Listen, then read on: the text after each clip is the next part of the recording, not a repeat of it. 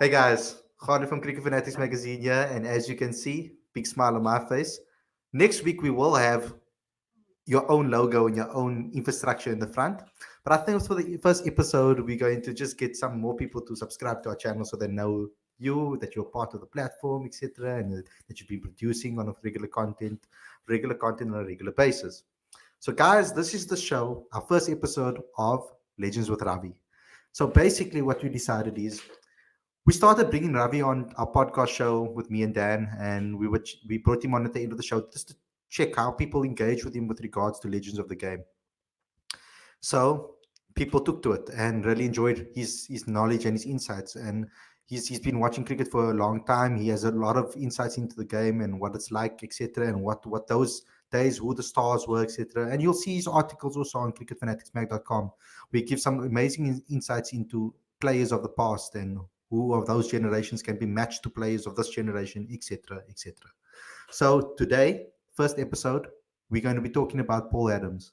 Now, as many of you know, Paul Adams is possibly one of South Africa's best ever spinners that ever lived. But and he's now a coach for Western Province. He coached the Cobras as well, and we know he's been in and out of the structure with regards to the SAS side, being a mentor from a spinning perspective. So I wanted Ravi to pick a legend, and I think every single week he will be picking a legend, and we will be talking about this legend in depth. And he's going to be taking me basically on a cricket journey that I've never been on before. Because I think for me personally, my, I only started watching cricket on a continuous basis, consistently, religiously, from about 2015, 2014. So there's a lot of knowledge that I need to pick up and learn. And Ravi is the perfect person to do it. So, first of all, welcome to the show, Ravi. Good evening, Khalid. Thank you for having me on. I should be saying good evening to South Africa and cricket fanatics around the world as well. Thanks again for having me. No problem. So, as you know, Legends with Ravi. So, let's get straight into it. Let's talk about Paul Adams. When did you first watch him play, and what was it about him that really stood out to you? Wow, it feels like yesterday, but given the time frame, we'll be talking about a good 25 years ago. Um, so Paul made his debut in 1995 for South Africa against England at the tender age of 18. And there was a flurry of things that happened in that time. Firstly, he was one of the few players of color that was introduced to the system at the time at the international level. That was one. Two, South Africa took the risk, the selectors at least took the risk by putting an 18-year-old youngster who had very limited first class experience to the international and brought him onto the international setting, largely because of his unorthodox style. Which later on he would obviously be known as Gogga for for obvious reasons with regards to his bowling action. And I think that one of the biggest things for me as well was that as a 12-year-old, 13-year-old at the time, a lot of the youngsters in that setup, the people of a similar age, started thinking, shucks, if Paul could make it now, that means if I have any sort of abilities or skills at that level, I could potentially make it at that level as well. So I think that sort of rang a couple of alarm bells with some very promising youngsters at the time. And in my sort of imagination, I'm thinking the likes of JP Dumini must have seen this happen or unfold. The likes of Hashim Amla must have seen this unfold. Justin Ontong, Rory Kleinfeld, all of these guys, especially colored youths from Cape Town, would have seen, one of us actually made it into what was historically an all-white team until that point. So this is a big development for a number of reasons. From a youth point of view, from a representation point of view, and just the all-out risk that the selectors took. We are investing our faith in this 18-year-old to take this game forward, especially against some pretty, I wouldn't even say decent, I would say some hectic opposition. Mm. If you think about the top 6 batsmen for the against for the opposition that he was playing against, I mean, we're talking about Ganguly, Dravid, Tendulkar, obviously, Brian Lara he bowled to, Shandapal as well. He bowled to Alex Stewart, Mike Atherton. I mean, those guys wasn't by no means, they weren't Mickey Mouse batsmen at all. Mm. These guys were absolutely decent players, and pretty much in their prime when he ended up making his debut. So there was stiff competition to start off with, a baptism of fire, some might call it that. Yeah. But his career certainly persevered. I think he got 130 odd test wickets at the fairly decent average of 31 over 40 test matches. I mean, as a spinner, you probably want a little bit less than that. But yeah, I think he certainly ticked all the right boxes from the get-go. But yeah, we'll talk about the challenges and stuff he experienced in the years to follow. Yeah. So, guys, you are allowed to send your questions in, and to Ravi, of course. By no means are you restricted. This is going to be an open show, so you may ask the questions, and we will get to it a little bit later. I'm just going to first have a chat with Ravi and try to learn as much as I can in this period. So, to be honest, Ravi, when I was a kid, my dream was to be a cricketer. Growing up, when I was 3 years, 4 years old, this is 92, I'm talking 93, 94. And about that time when Paul Adams, obviously you said Paul Adams made his debut in 95. And that was around the time that I wanted to be a little cricketer. So I was watching the game and I saw Paul Adams on TV and started trying to mimic his action, etc. So Yeah. naturally, as a young kid, it was him that I looked up to as a kid, and he was always my favorite bowler as a kid before we moved to Holland, etc. So talk to me about that. What was that influence on young? You touched on it before, but but let's get a bit more in depth about that. What was really his impact on a young South African cricket fan and cricket player's life, and for youth particularly? How did he inspire you? I think where the inspiration really comes from is that when we actually had the debates about this before, where we spoke about how archaic our cricket recruitment system is at the moment. We still look to the premier schools in the country. And what's interesting about Paul is that he came from, I think if I get the order correct, he started at Grassy Park and then he ended up at Plumstead. He matriculated from there. And Plumstead is certainly not. They've produced some promising athletes in the past, but nothing in comparison to the likes of Bishops or Rondebosch, where Gary Crescen's from Bishops. I'm sorry, from Rondebosch, and Herschel's from Bishops, of course, to name a few. Nizam Kar came from Bishops. So you had a wealth of talent coming from all of those schools over the years, whereas Paul came from an ordinary school. He had a very rigid church upbringing as well, from the looks of it. When the media used to go and cover, that's the other thing. The media frenzy around Paul Adams in 1995 was absolutely crazy. Okay, I'm not going to say it was like Tendulkar standard, but no, I mean Tendulkar wouldn't even make it 2 yards, let alone a couple kilometers. But I remember the media went to his house, they went to his church, the pastor gave a discussion, and I mean it was crazy. It was really a big deal from many points of view. And as a kid, you're watching this, you're thinking the world of possibility is there. The sort of the South African dream is sort of shared among all of us. Anything is possible. And I think it's also about timing as well. I remember we spoke about the old guard sort of hanging up their boots or hanging up their caps and saying, I'm done with my cricket. So you had like the Peter Kirsens of the world. You had guys like Pat Simcoe, closer to the spinner fraternity at least. Mm-hmm. They were in their late 30s already. So their opportunities were sort of dwindling, even though he was a regular in the test team.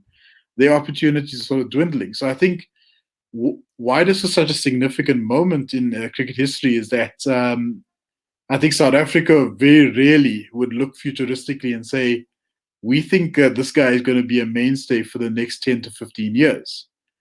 Bring in an 18-year-old. Let's see how he flourishes. And unfortunately, as the history goes, unfortunately, that's not what quite happened. Due to plenty of injuries and lots of sort of other factors involved in terms of other players being selected and inavailability and that sort of thing. So there's a couple other factors that sort of impacted the progress of Paul Yeah. Adams as well. Yeah, and with regards to obviously him as a almost like an advocate for the new generation, I would say, of with regards to race. It's a year after democracy, South Africa was declared as a democracy.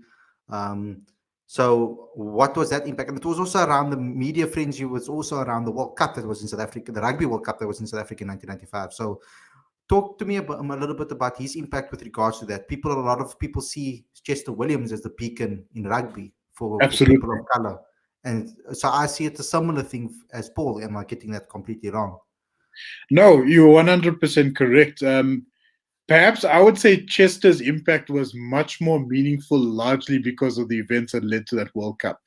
Mm. Remember, you had Nelson Mandela, who played a vital role in that team's reintroduction to this new South Africa. Um, there's an equivalent moment similar to that, but very much downplayed, was when Omar Henry made his debut for South Africa. That was a big one. I remember him telling a story in one of his profiles where they had to stop the car just so that he can process the fact that he was actually selected for Yo, historically white South African team. yeah.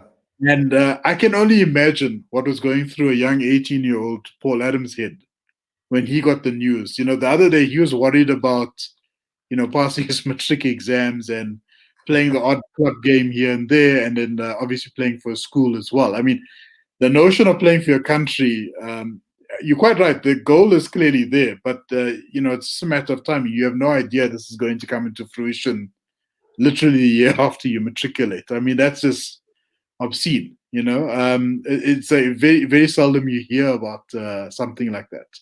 So the unfortunate challenge with Paul is that I think society is expecting sort of a Cinderella story. I'm not going to say rags to riches, but definitely somebody who came out straight out of left field, somebody that is unexpected, somebody that's not a carbon copy of your standard cricketer from a very archaic sourcing system. Mhm. You got a guy who comes from a school which is not well known in the sporting fraternity, and he's excelled at national level. Um, and the challenge that we had is that I think there was a lot of expectation placed upon him, and I feel that while it was a good thing for cricket among the various communities in the country, colored, black, Indian as well. I think that we were very foolhardy to have him debut at such a tender age. I think more first class games should have taken place. I think greater interventions. I'll be talking about Terry Jenner's involvement a little bit later, but Terry Jenner is a former Australian leg spinner, and he actually came to South Africa to sort of coach Adams into his transition into international cricket. But I feel that those sort of interventions should have happened before he was introduced to the world circuit. Mm. I think we literally were like experimenting, which is very brave, definitely very ballsy. But at the same token, I think we almost disadvantaged ourselves and we disadvantaged his career. Because I mean, the fact is, he was only in the business for what is it, 1995 to 2004, which is unfortunate because I've always felt that he was sort of a missing cog in the wheel, especially in the 2007 Cricket World Cup, which took place in the Caribbean. Awesome. So if you had to pick out maybe one performance that really stood out to you from Paul Adams, what would that be for you as a viewer? Yeah, the challenge of Paul is that you don't see that many 5-4s really from him. But I think what stood out for me is that he used to take the vital wickets. He got Brian Lara out. He got Mike Atherton out. He got those guys that if you don't get them out early, they'll stick around and they'll be a nuisance for you. So I think he had a habit of getting key wickets at the right times. Especially, I think he was particularly useful during the India's tour of 1996, where it was actually one of India's worst away tours ever on record. I mean, they were largely getting skittled by the fast ball, the pace attack. So Alan Donald and Sean Pollock were having a field day with India, right? And Adams played a very minor role, but you would always get the key wicket. You would get Dravid when he was looking a bit good. He's got his eye in. You used to get Tendulkar out on occasion. He got Ganguly out a couple of times as well. So I think while Adams, for the greater part of his career, I think Steve Waugh put it out quite clearly. He felt that Adams was quite a predictable bowler at times. And that's the truth, unfortunately. He was predictable. At some point, once you get your eye in, you'd be able to plant your foot and just basically choose where you want to hit him. So that was one of the biggest challenges we had with Paul. But coming back to the accolades that stood out, definitely key wickets, you'd have a habit of picking them up.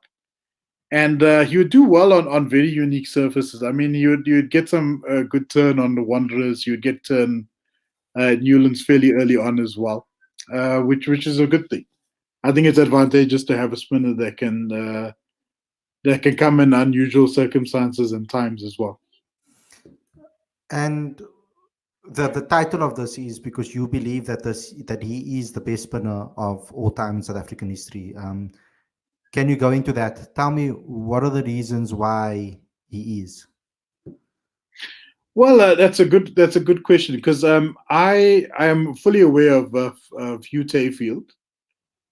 He's the leading wicket taker in South African cricket history. He's got 175 Test wickets, so clearly he's the number one spinner in terms of South African cricket history wickets wise. So he's got 175. Then you got the likes of Alan Curry, who did very well during the Rebel period. He got about 400 plus first class wickets as well. And Adams, obviously, as I mentioned earlier, he's got about 130 plus Test wickets at a fairly high average for a spinner, about 32. Why I thought he was the best is that he had a habit of, as I said before, picking up wickets at the right time. I felt that he contributed quite well in tours where the actual South African cricket squad were out of their league.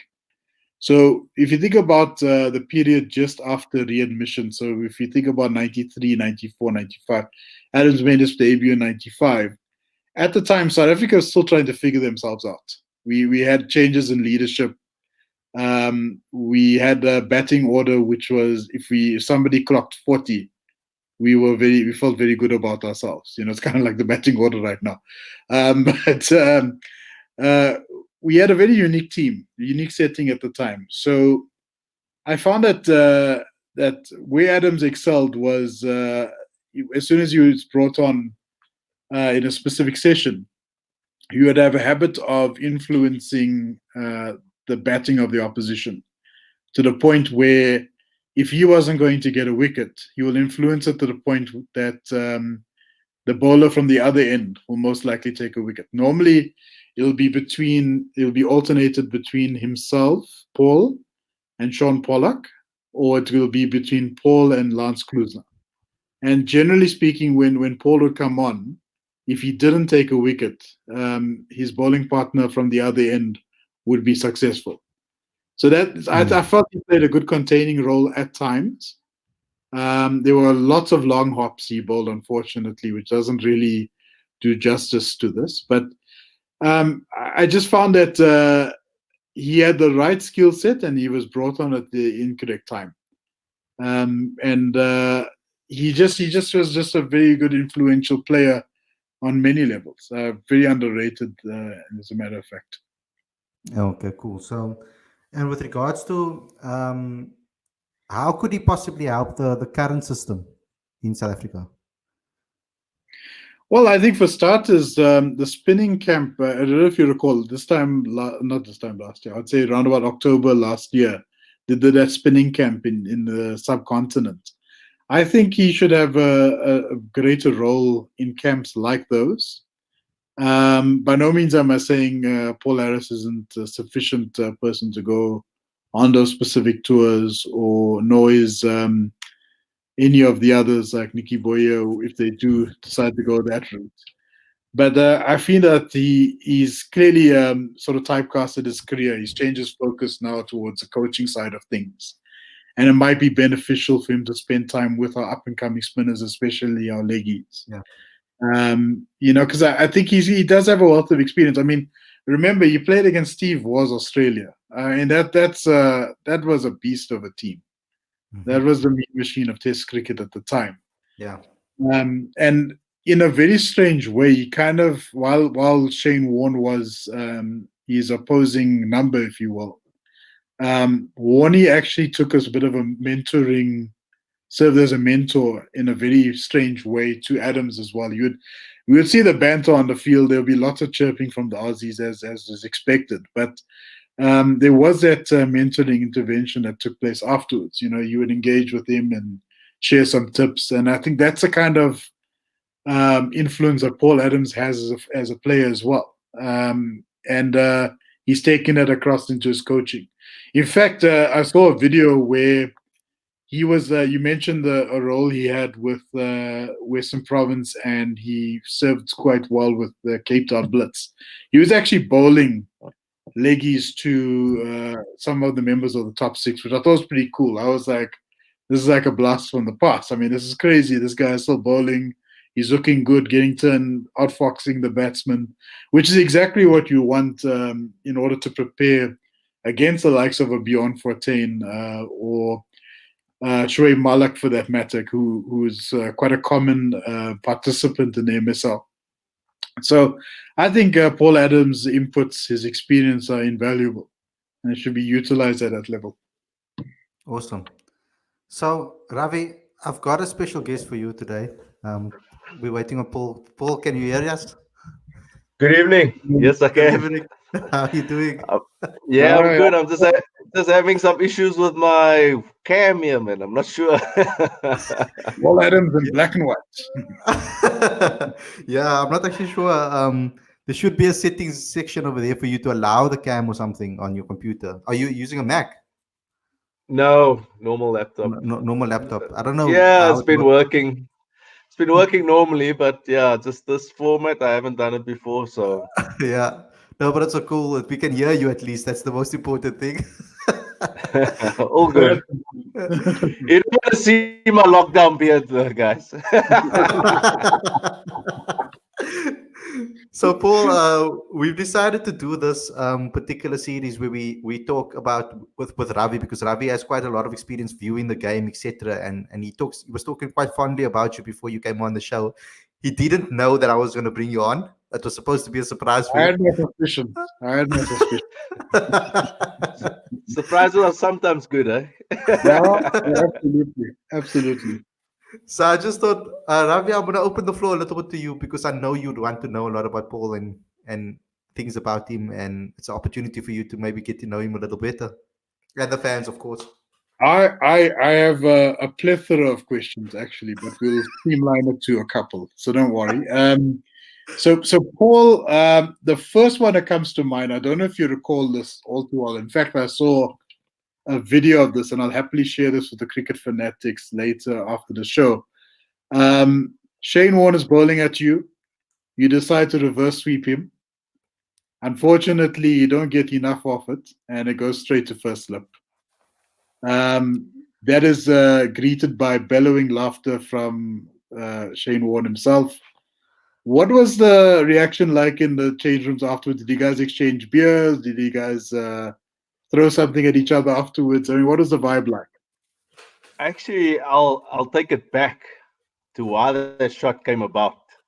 Okay. So we're sitting in the changing room. Well, actually, before that, so Bob Ulmer was the coach, and I'm batting in the nets and practicing and all of that. And I loved sweeping. And then Bob said, innovate, get into your reverse sweep. You like doing that stuff. And I said, well, I'm not sure which way Warnie's turning the ball. He said, well, when in doubt, sweep. Find a way to score it. Don't just sit there. You're going to get out. So everyone else was getting out. And I thought, okay, cool. I'm this young, yeah, I know I can play all the shots in the book. And I got out there, got out on the reverse sweep. Warnie laughed, went on. Yeah, he apologized for the way he went on about it. But the funny thing is, the next battle we had was out in Newlands. Actually, I think it was like in 2002. So I walk out to bat, and I've been putting on this partnership now with Neil McKenzie in the first innings, and they were going, "Warnie, don't worry, the reverse sweep's coming now." And I kept quiet. I was just batting, kept batting. I batted for, yeah, I was batting for quite a while. And then all of a sudden, Warnie decided to toss the ball up slower and slower. Next thing, slog sweep came out, went into the railway stands, and I said, well, guys, I've learnt my lesson. I'll slog sweep rather than reverse sweep. And they all just Well, burst out in laughing. I don't know if this was the exact same game. I've got here Glenn McGrath. You hit a handsome. You rocked off on the back foot. I think Viv Richards himself will be proud of this one. You got on the back foot, gave it a nice slap, and I think it was just inches away from landing over the rope. In fact, I think you hit him for a couple of boundaries that game, if memory serves. Yeah, that series, it was actually, I think you're talking about the one at Newlands. Prior, yeah. Glenn McGrath is quite known for throwing the ball back to batsmen, especially if you're irritating them. So he threw the ball back at me after I've defended it. He threw the ball back, and I decided normally a batsman lets it hit him on the pads, and it just takes it, you know. I decided to whack it. I clipped it to the boundary, and they were shouting, they were peeling, how's that? How's that? And Steve Buckler was the umpire, and he was just standing laughing there, was going, ho ho. Stop it, eh? I said, leave it, Mr. Buckler. I'm not going to get hit. So, yeah, it was fun. No, I would agree. I mean, I think you took everyone, no offense, I think you took everybody by surprise in that particular shot there. They were thinking of putting you at to bat at number 3 after that, I'm sure. But interestingly enough, I recall that the first couple of years in which you played at both the international and a first-class level, for Western Province particularly, you guys had a very decent team at the time. One of the more influential members of that province squad was Desmond Haynes himself. Do you want to just unpack a little bit about that relationship you had with Desmond? Yeah, I met Desmond, obviously having watched him play for West Indies and videos of him and heard of him as a player. All of a sudden, as an 18-year-old, I'm in the Western Province squad, and wow, what a character Desmond Haynes is. He always brings the calmness and positiveness about him, and it just rubbed off to a lot of, especially young players that were coming into that squad. He had that sort of persona around him, you know, and playing, especially he played in that West Indies team that just dominated, you know. So he brought that sort of swagger, I should say, towards the team and positiveness. And yeah, we're very good mates still up to today. We ran into each other at the one Champions League we played in India. Yeah, still catch up and that. And yeah, he's just a great guy, and always wanting to just pass over advice and yeah, and help young players. Excellent. And I recall that there was a specific celebration that you, Desmond, and Herschel all shared. And unfortunately, we don't have the visuals of that. But there was some acrobatics involved when you guys would take a catch or dismiss a batsman. There would be some Cirque du Soleil stuff happening out there on the field. You want to unpack that a little bit more? How did that come about? Yeah, no, with Ursh around you, we always just, I roomed with him for quite a few years, and we'd get bored in a room and start thinking of celebrations and how to go about certain things. But yeah, it was more of a waving of the hand, and you know, it's just, but not gesturing the batsman off the field, but yeah, sort of just a different type of celebration too. Because as players, sometimes we're out there and we're we at the end of the day we are entertaining, and we just try to be different at some stages. So you featured in quite a few test series of the 90s, historic battles at that. I mentioned to Khalid earlier, you bowled at some pretty decent batsmen. I mean, we spoke about Dravid, we spoke about Tendulkar, but one of the more notable batsmen you bowled to and happened to get him out was that of Brian Lara. What did that wicket mean to you on a personal level when you finally got him out? Do you remember where this took place? Let's see if we can test Paul Adams on his own wicket trivia here. First time I got him out, gee, I think it could have been Jamaica maybe in a test match there. But yeah, Brian was always a good man on and off the field. So we've connected as well in that sort of sense. So good banter and a good guy, So, but yeah, getting one of those batsmen who I deem as one of the greats out there for what he's done in the game and achieved, especially carrying that West Indies for many a year. It's always a great feeling when you get them out. It's when you get Brian out, the rest of the team sometimes folds. He gives them a lot of belief. So he was a key player for that West Indian side. And speaking of the West Indies, one of the test series I recall your involvement in particularly was the whitewash series. What was the thinking in the South African camp at the time? I mean, this wasn't a team you've beaten before. Did the Hunty and the guys say, what, guys, we're going to swat these guys 5-0. We believe in our ability 100%. Or was it something less convincing than that? Was there ever a goal of we're going to swat these guys 5-0? Or was there something a little bit more intricate than that? No, they knew they had, well, the West Indian side had some firepower, especially in their bowling. So a lot of the surfaces we played on were very sporty, a lot of grass on it, and tested their batsmen. We knew that Brian Lara was a key individual for that team to be able to hold them together. But if we put them under enough pressure, we would end up on top. But yeah, no goals in saying 5-0. But as the series goes on, you see, hey, we can achieve something here, and we set goals as we go along. As your first goal is to sort of set yourself up nicely for the Test series, get up front, and hopefully you put in a position where you can't lose the series, and therefrom you just play with a lot of freedom and play with the positivity that you can. Yeah, I was supporting the West Indies in that series, unfortunately. But anyways, about that. It's like, come on, Brian. Wasn't the best West Indies that came over though? Yeah, they weren't good. That was dramatic, man. Oh God. Greats in the team. Yeah. Yeah, Khalid, this is actually some history for you. Ali Bakr managed to organize a Spice Gold to sponsor them a week before the Test series even started, because West Indies came to the country without a sponsor. That's Yeah, they didn't. My mate Bevan Chetty came on board from Spice Gold and helped them out. Nice. Yeah, it was they were a little bit crazy, and yeah, they enjoyed the rum off the field though. Can you imagine? Can you imagine if Gatties had to do that? That would be so cool.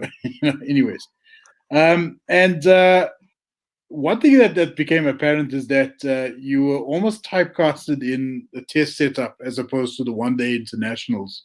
Why do you think that was the occurrence? What was the rationale around that? Because you played fewer one-dayers than you did Test matches. I actually had a chat the other day, and I said if I was playing in this era, I'll probably be deemed more as a short format bowler in T20s and one-day cricket because of the mystery and that. And back in the day, I was more of a Test bowler, and no one really wanted to use me in one-day cricket. It's just how the thinking and the mindset of people were back in the day. They were very defensive, conservative in the way they thought about it. And obviously rules changed. Now you need wicket takers in that middle, otherwise you're in trouble in the one-day format. So it's it's give and take. I've played a lot more Test cricket than I feel, and I could have played a lot more one days. I thought I did quite well when I played, and I just never got the opportunity. Always all rounders. South Africa would like to go back right down to 10, 11, Nicky Boye, Udokin, and all of that, and have those players down the order that can hit the ball off the ground. So they were in favor for that. So, but yeah, I'm quite happy of how I went about it. I played. It's just unfortunate, just not enough one day cricket. I feel. And the one thing I found interesting with your career internationally is that you actually played only a handful of games in the subcontinent, and you would almost expect a spinner to virtually be a part of every single subcontinental tour. And I realized, I actually cross-referenced, I realized there were a significant number of spinners that were taken on different tours during the time that you were an actual international player. Do you think there was, again, was there a bit of rational, was there thinking in the so-called think tank at CSA at the time? Did they say, you know what, we're going to experiment, we're going to change things up a bit? Because I noticed they went the route of Clive Eckstein on the tour of India in 2000. They chose Derek Crooks a couple of times. Why, I don't know. But they chose a couple different options over the years. I mean, why did they make such drastic changes, such short spells of time? Yeah, there was some times where I was injured actually. Often I would be on those trips, especially to India and all of those to sub. But there were some tours I was missing because of injury. So yeah, I quite enjoyed touring Pakistan, India, all of those things. And yeah, the record playing there is I picked up quite a few wickets in those conditions. And it's just the living and the enjoying the culture, learning about cricket over there, how they think about the game. Even going over last year as a spin consultant coach, it was just your mind just opens up to different way of thinking about how they conceptualize their conditions of how they want to play the game. So it's also very different if you can play in South Africa. So it's just opening up our minds about the game and all of those things is important for us. Well, that's funny you say that, because the one thing that always like sort of haunts me, and it's funny, we cricket journalists think we've got the weight of the world's problems when it comes to cricket. It's actually not our problem. But I always think about the 2007 Cricket World Cup, and we didn't have many spin options. I recall Ghulam Bodhi actually flying up, watching a few games, and actually bowling a couple leggies to Herschel and the gang. And I always felt that there was something missing, and it would have been beneficial to have a leg spinner in artillery, especially considering they played so many games in Trinidad and Guyana, which would have been favorable for spin bowling. At any point, if you ever thought, if only I didn't retire in 2004, I could have stuck it out and maybe played a couple more years at the international level, possibly even play in the T20 arenas as well. Is there ever a point where you say to yourself, shucks, I should have just stuck it out and maybe I'd have landed an IPL contract or two? Yeah, it came at a stage where I was in a crossroads. Look, I retired officially from the game in 2008. My last international game was in 2004. So I had a young family, and there was just no cricket contract for me. I was out there, just hanging out there, got no cricket contract, and I had to make a decision. And you can't just hang on to that dream all the time. And I had to make a move to kind of still stay involved in the game and do something that I love. And I started getting involved in a coaching level at Western Province. They took me on board and sort of gave me the groundwork of getting involved with various teams within and sort of contributing from the knowledge that I've gained over the years. So I've got no regrets of not of retiring or anything like that. I also feel that if I didn't start my career at that stage where I did, it was just after Unity. I was this young player of color coming through and really inspired a nation in Unity all the cup, format. or Unity the cricket fraternity. Yeah, unity happened Unity the cup. No, no, okay. back then, and so it was it was just one of those where the moment, was quite right for me to just to appear on that international scene, to play cricket at that stage. Yeah, I might think if I carried on, I could have played maybe a shorter format. Maybe the mindsets of how I bowled would have changed than that. But yeah, I had to make a decision there and there, instead of just hanging around, and had to start providing for the family. Absolutely. Sure. I think it's very compelling, and I don't think a lot of our viewers know that actually, because I think we have this assumption that once you make it to international level, millions of rands just fall onto your lap, and we don't know the intricacies of the different types of contracts that there are. We don't know who's full time, what does part time actually mean. Yeah, so I mean, I I think missed, I missed that millions of money. I was still back in the year. come I on, you can missed give it. Stefan a call. It changed. Awesome, man. Cool. Khalid, Awesome. I've got a few more, but I'm sure you've got a few of your own, I'm sure. Well, there's one in the comment section that I need to bring up, and obviously it's the most obvious one, and that's obviously, Paul, about your action and how that developed and how that came about. Because obviously we all know that it was quite unique, and it gave you your nickname kind of as well. Yeah, it was one where it was just natural to me, So I picked up the ball when I was like 5 years old, and that was my action, and I would bowl. The first time I saw my bowling action was when I was 16.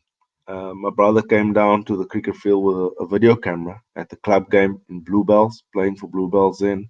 And he recorded some footage of me, and in the evening put it on the television.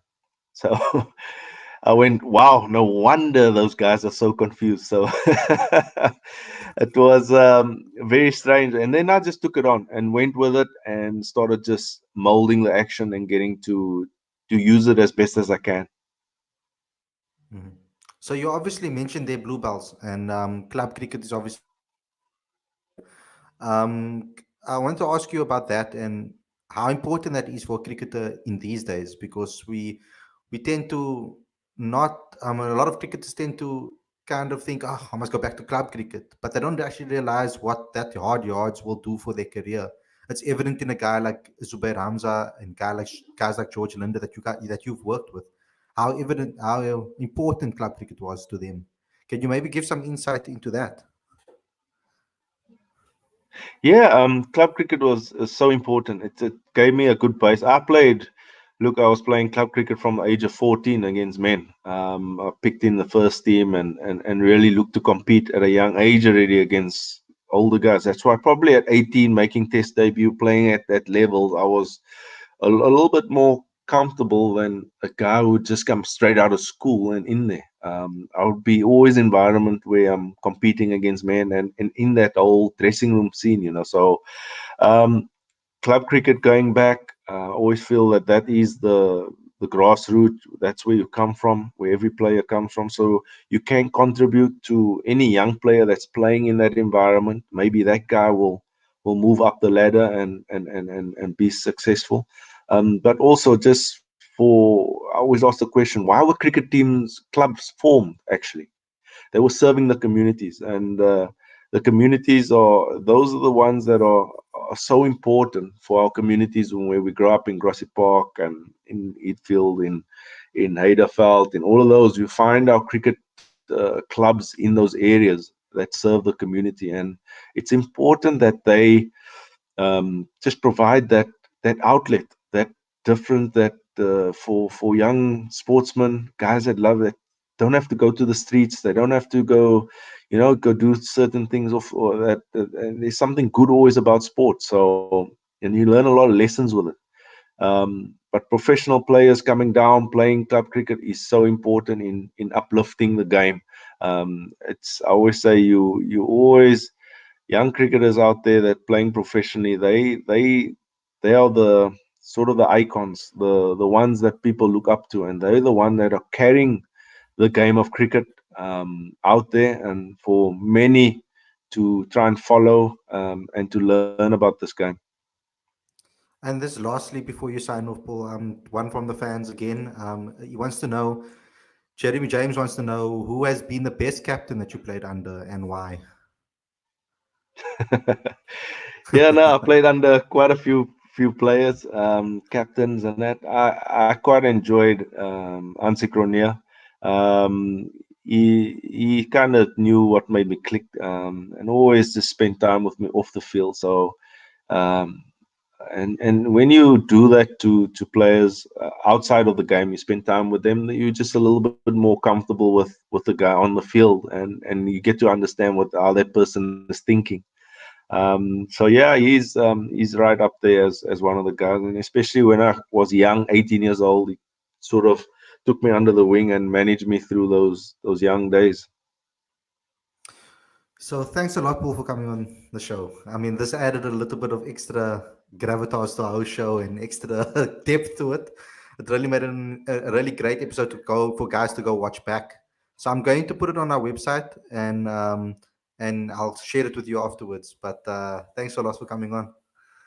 Cool, thank Thank- you. Sorry about the webcam. I'm not sure what happened. Fine, But, We'll we'll give you Paul Adams. I'll take your word for it. cool. Take care, guys. yeah. Cheers, Thank mate. you, man. Cool. So Ravi, hope you enjoyed that. Pleasant surprise. Um, Pleasant surprise, eh? indeed. A pleasant surprise. Wow. Didn't see that coming. Yeah, so I just want you to just maybe give some final thoughts on Paul and maybe a message to the Cricket Fanatics fans on why they should come on and join this and watch the show. Yeah, thanks, guys, and thanks to all our viewers who decided to join us this evening. I'm sure Khalid's got plenty more surprises under his sleeve for the next couple of weeks at least. But it was an absolute pleasure to interview Paul Adams. As I've said in the beginning of this, I was going to say tutorial. I must get out of Wits mode now and stick with this. But I think it was an absolute pleasure to talk to somebody who actually contributed to the history of South African cricket on so many levels. I think what I've taken from this experience is that there's plenty of cricketing youth out there that's got an exuberance of experience and talent sufficient enough to play at the bigger scale. So if any of you are watching this show, I want you to consider this as an inspirational point. Practice your craft, get out there, invest as much time and energy as you can into your game, whether it's being a spin bowler, a fast bowler, or even a batsman. I want you guys to take some lessons from Paul Adams' story, a very good story at that. And yeah, hopefully we'll see you guys in green and gold, not the Australian variety, but our variety in years to come. Cool. So, fans, guys, thank you for tuning in on the special show. We're going to be doing this every single Wednesday night when Ravi is available. There might be some times that he's not. So don't shoot us if we don't maybe make it for those things. There's going to be times where he's going to have legends on the show and talk to them when we can get them on, because they're quite tricky to track down. And there's going to be times where he's going to be talking to one of our other contributors as well, Alistair Fraser, and they're going to go have some heated debates about who are the best cricketers in the past. So thanks a lot, Ravi, for doing the show with me. I really, really enjoyed this. And I'm looking forward to the next one. And guys, as you know, just go to our website, subscribe to our website. Obviously, put your email address in there so we can collect it. We're going to be launching our digital monthly magazine soon. So keep an eye out for that. Obviously, subscribe to the YouTube channel. Press the notification bells for future videos. Share it with your friends, because that really helps us. Because if you share it, then more people will see it, more people will subscribe. We can bring more guests on the show for you. So thanks a lot, guys, for tuning in, and we'll catch you again next time.